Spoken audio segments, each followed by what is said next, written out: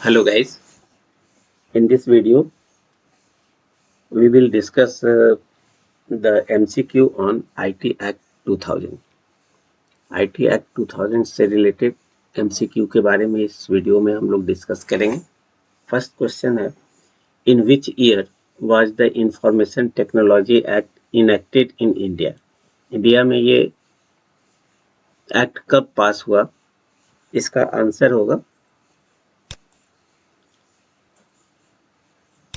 2000.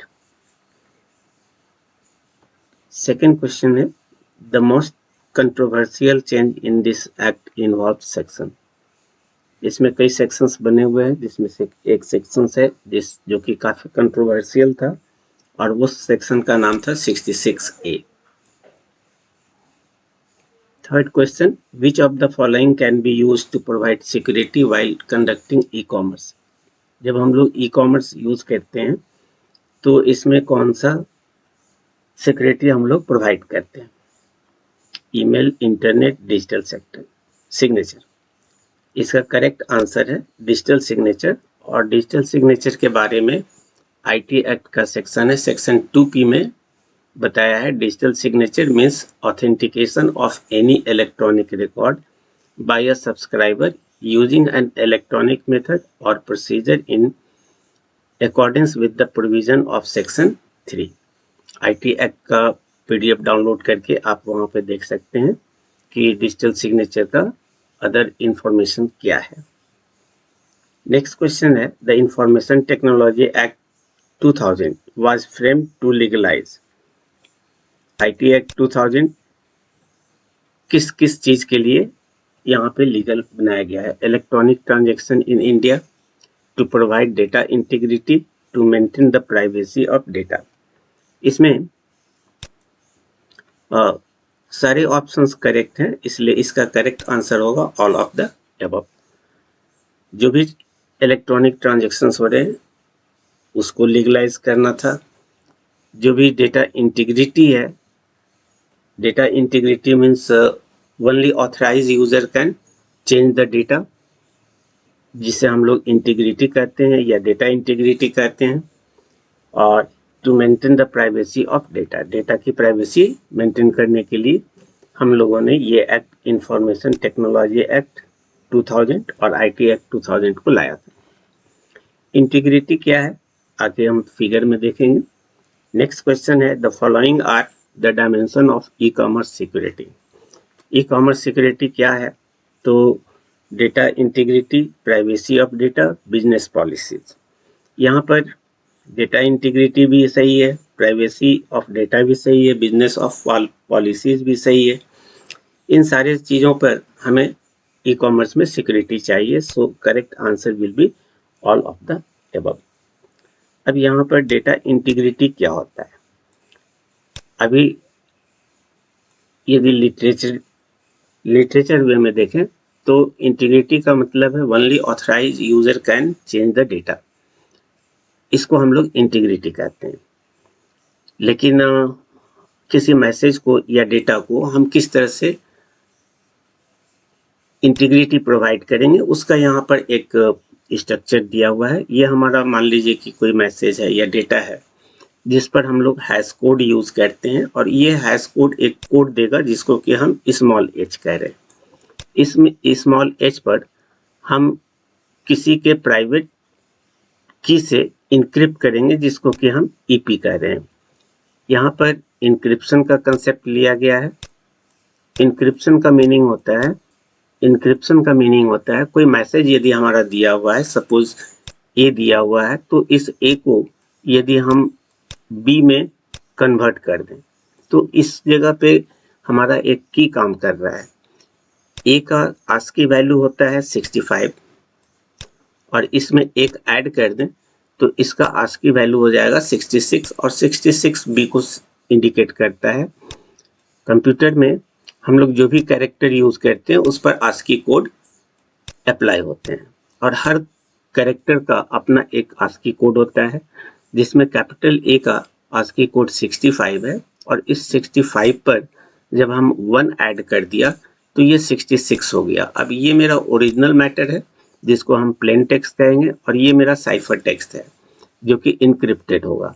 जब हम किसी प्लेन टेक्स्ट को इनक्रिप्ट करते हैं तो वो मेरा साइफर टेक्स्ट होता है, और इस साइफर टेक्स्ट पर हमने एक की लिया +1 का। 65 में हमने 1 को ऐड किया तो ये 66 हो गया। अब 66 को यदि हम इंटरनेट के पर भेज दें तो किसी भी रेसिपिएंट को ये पता नहीं चलेगा कि हम क्या भेज रहे हैं, लेकिन जिसको ये की पता है वो इस 66 में 1 घटा दे तो फिर उसको मिल जाएगा 65, यानी ए का मैसेज मिल जाएगा। इसी तरह से यहाँ पर की के वैल्यू हम 1 भी रख सकते हैं, 2 भी रख सकते हैं, और अदर डिफरेंट वैल्यूज भी रख सकते हैं। तो यहाँ इन प्लेन टेक्स्ट से साइफर टेक्स्ट में लाना इंक्रिप्शन कहलाएगा, और इनक्रिप्टेड वैल्यू यानी साइफर टेक्स्ट से प्लेन टेक्स्ट में कन्वर्ट करना डिक्रिप्शन कहलाता है। ये काम हम 2 तरीके से कर सकते हैं, जिसको कि हम लोग कहते हैं symmetric method and asymmetric method. Symmetric and asymmetric method, ये दोनों मेथड क्या है? सिमेट्रिक मेथड के केस में इनक्रिप्ट करने का की और डिक्रिप्ट करने का की सेम होता है। जैसे यहाँ पर हमने 1 से इनक्रिप्ट किया और 1 से ही डिक्रिप्ट कर दिया, लेकिन इन एसिमेट्रिक के केस में इनक्रिप्शन का की अलग होगा और डिक्रिप्शन का की अलग होगा, जिसमें 2 की होते हैं। एक की को हम कहते हैं प्राइवेट की और दूसरे को कहते हैं पब्लिक की। प्राइवेट की एंड पब्लिक की, ये 2 डिफरेंट की होंगे। प्राइवेट की यूजर अपने पास रखता है और इसको किसी से शेयर नहीं करते हैं, जबकि पब्लिक की हम सारे यूजर्स जो हमारे नेटवर्क में है उनसे हम शेयर करते हैं। तो ये हमारा 2 की बनता है। प्राइवेट की यदि यूजर ए का है तो इसको हम दिखा रहे हैं प्राइवेट ए, यदि बी का होगा तो प्राइवेट बी। तो यहाँ जो हैश कोड मिला है हमारा मैसेज का, उस मैसेज पर जब हम इस प्राइवेट की से इनक्रिप्ट करते हैं तो हमारा एक न्यू कोड मिलता है जिसको हम ईपी कह रहे हैं, और इस ईपी के साथ इस मैसेज को हम कॉन्कैटनेट कर दें, मिला दें, तो ईपी और एम ये मेरा कॉन्कैटनेटेड मैसेज होगा। इन केस यदि मैसेज बहुत बड़ा हो तो इंटरनेट पे इसकी साइज को रिड्यूस करने के लिए इसे हम जिप करेंगे, और जिप करने के बाद उसको फिर हम सेशन की, यहाँ पर हमने एसिमेट्रिक की यूज किया, प्राइवेट की यानी एसिमेट्रिक की यूज किया, और इस जेड पर जिप फाइल पर जब हम अपना सेशन की लगा दिए यानी सिमेट्रिक की लगा दिया तो इससे जो इनक्रिप्टेड वैल्यू मिला वो मेरा ईसी कहलाएगा। ये ईसी, और फिर इधर सेशन की को हम यूजर बी के पब्लिक की से इसको इनक्रिप्ट कर दें तो हमारे पास एक दूसरा इनक्रिप्टेड वैल्यू होगा जिसको हम ईपी कह रहे हैं। ईसी और ईपी को फिर कॉन्कैटनेट करके हम इंटरनेट पर इसको सेंड कर दें। तो ये मेरा सेंडर साइड का कंसेप्ट आएगा, और इसी को अब रिसीवर साइड कैसे हम यूज करेंगे, तो रिसीवर को ये वैल्यू मिल रहा है। जो प्रोसेस यहाँ पे लिए हैं उसका रिवर्स प्रोसेस अब हम लगाएंगे, इससे ओरिजिनल वैल्यू को चेक करने के लिए कि उसमें कोई चेंजेज हुआ है या नहीं हुआ है, भेजने वाला कौन है, भेजने वाला का पता करने के लिए, जिसको कि हम कहते हैं ऑथेंटिकेशन। तो यहाँ जब हम प्राइवेट की लगा दिया तो इस इनक्रिप्टेड वैल्यू को सिर्फ वही यूजर डिक्रिप्ट कर सकता है जिसके पास ए का पब्लिक की हो। ए का पब्लिक की से इसको हम डिक्रिप्ट करके एच कोड ऑब्टेन कर सकते हैं, और सेशन की से हम डिक्रिप्ट करके जिसका भी ये पब्लिक की हो, यदि हम बी का पब्लिक की यहाँ पे यूज कर रहे हैं तो बी के पब्लिक की से इसको इनक्रिप्ट किए। अब बी चाहे तो इस इनक्रिप्टेड वैल्यू को डिक्रिप्ट करके अपने प्राइवेट की से केएस वैल्यू फाइंड आउट कर सकता है। इसी प्रोसेस को हम रिसीवर साइड दिखाएंगे। तो रिसीवर साइड में हमें मिला ईपी और ईसी। ईपी में हमारा सेशन की है जो कि सिमेट्रिक की होता है। इस सेशन की पर जब हम बी के प्राइवेट की को यूज किया तो ये डिक्रिप्ट होकर के हमको केएस दे दिया, यानी सेशन की मिल गया। और यहाँ हमारा मैसेज का इंक्रिप्शन है। इस मैसेज पर जब इस सेशन की को अप्लाई किए तो हमको इसका अनजिप वैल्यू मिल गया, और इस अनजिप पर हमें दो चीजें दी हुई थी, ईपी और एम। प्रीवियस फिगर देखें तो यहाँ ईपी और एम, इसका जिप का उल्टा अनजिप किया हमने तो हमें ये चीज मिल गई। अब इस पर हम ईपी पर फिर इसके ए के पब्लिक की से इसको हम डिक्रिप्ट करके एच वैल्यू फाइंड आउट करेंगे। तो यहाँ पर हमने ईपी पर ए के पब्लिक की से डिक्रिप्ट करके हमें एच कोड मिल गया और ये एम भी हमें मिल गया। इस एम पर रिसीवर सेंडर साइड में हमने हैश कोड लगाया था, उसी हैश कोड को यदि हम इस एम पर यूज करें तो फिर से हमको एच मिलेगा।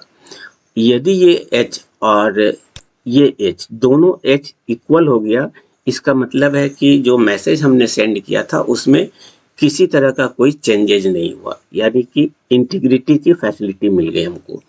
और ऑथेंटिकेशन इसलिए हो गया कि यहाँ पर भेजने वाला यूजर ए है, जो जिसने अपने प्राइवेट की से इनक्रिप्ट किया था और उसी के पब्लिक की से हम इसको डिक्रिप्ट कर पा रहे हैं। तो इस जगह पे हमारा ऑथेंटिकेशन और इंटीग्रिटी दोनों फैसिलिटी मिल रही है। ये एक जस्ट एग्जाम्पल हमने बताया किस तरह से हम ऑथेंटिकेशन लेते हैं और किस तरह से हम इंटीग्रिटी को यूज करते हैं। आगे फिर इस फिगर को हम और एक्सप्लेन करेंगे। नेक्स्ट क्वेश्चन है, the IT act was adopted in 2008 and is referred to as. IT act 2000 में इनैक्ट हुआ था और 2008 में इसको मॉडिफाइड किए। मॉडिफाइड वर्जन्स को ही हम लोग कहते हैं इंफॉर्मेशन टेक्नोलॉजी अमेंडमेंट एक्ट 2008। इसका शॉर्ट फॉर्म निकाले तो ITAA 2008। So it's correct answer is B, 6 का बी। नेक्स्ट क्वेश्चन है, the most common types of encryption are the symmetrical और एसिमेट्रिक। अभी जस्ट बताया कि सिमेट्रिक और एसिमेट्रिक दो मेथड हमारे होते हैं इंक्रिप्शन का। सिमेट्रिक के केस में सिंगल की से इंक्रिप्ट और डिक्रिप्ट करते हैं, जबकि एसिमेट्रिक में इंक्रिप्शन के लिए अलग की होता है और डिक्रिप्शन के लिए अलग की होते हैं। तो इस तरह से इंक्रिप्शन के लिए हम ये दोनों को यूज करते हैं। So it's correct answer will be C, both A and B. Symmetric की एल्गोरिदम इज और आर। सिमेट्रिक की के लिए हम कौन सा एल्गोरिदम यूज करते हैं, यानी सेशन की हम कैसे जनरेट करते हैं। तो सेशन की को जनरेट करने के लिए AES को भी यूज करते हैं, DES को भी यूज करते हैं। AES का full form advanced encryption standard, DES का डेटा इंक्रिप्शन स्टैंडर्ड।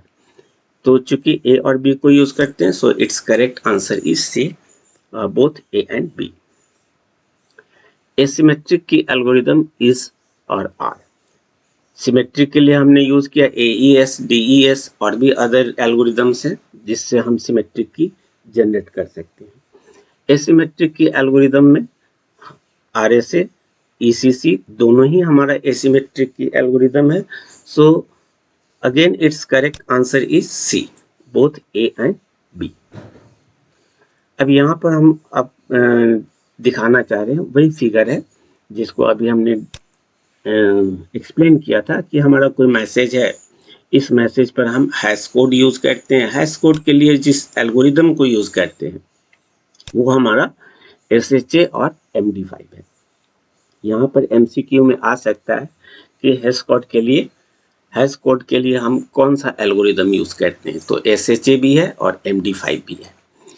और एसिमेट्रिक की को यूज करने के लिए हम किस एल्गोरिदम को यूज करते हैं। अभी जस्ट ऊपर में भी डिस्कस किया था कि जब भी एसिमेट्रिक की बनाना हो, प्राइवेट की और पब्लिक की क्रिएट करना हो, तो RSA, DSS, ECDSA ये सबको हम लोग यूज कर सकते हैं। तो RSA, DSS और ECDSA को यूज करके हम प्राइवेट की जनरेट करते हैं, जो अभी जस्ट ऊपर देखा।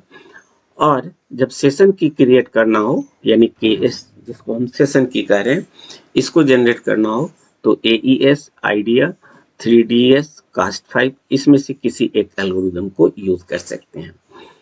और यही चीज अब रिसीवर साइड में जब सेशन की जरूरत पड़ेगी तो सेशन की के लिए हम लोग इसमें से किसी एक एल्गोरिदम को यूज करेंगे और एसिमेट्रिक की के लिए हम लोग इस एल्गोरिदम में से किसी एक को यूज करेंगे। हैश कोड यदि यूज करना हो तो इस एल्गोरिदम को यूज करेंगे, जो कि प्रीवियस एमसीक्यू में हम डिस्कस कर चुके हैं। नेक्स्ट क्वेश्चन है, a technique for attempting to acquire sensitive data such as bank account numbers through a fraudulent solicitation in email or on a fake websites in which the culprit masquerades as legitimate business or reputable person is। इस तरह के जो हमारे पास इस सारी चीज को use करने के लिए जो यहाँ पे कंसेप्ट है, ये है फिशिंग से रिलेटेड है। इसी तरह से नेक्स्ट क्वेश्चन है, exploiting vulnerabilities in a website's code to inject malicious SQL queries potentially leading to unauthorized access or manipulation of the database। इसमें से कौन सा ऑप्शन होगा? तो ये मेमोरी बेस्ड क्वेश्चन होता है, इसको याद करना पड़ेगा आपको। एक्सप्लॉइटिंग एसक्यूएल क्वेरीज के लिए यदि हम एक्सप्लॉइटिंग वल्नरेबिलिटीज निकाल रहे हैं तो इसमें जो आंसर होगा वो एसक्यूएल इंजेक्शन, यानी ऑप्शन नंबर बी। तो ये कुछ एमसीक्यूज हैं, और भी अदर एमसीक्यूज नेक्स्ट वीडियो में हम लोग डिस्कस करेंगे। Thank you for watching the video.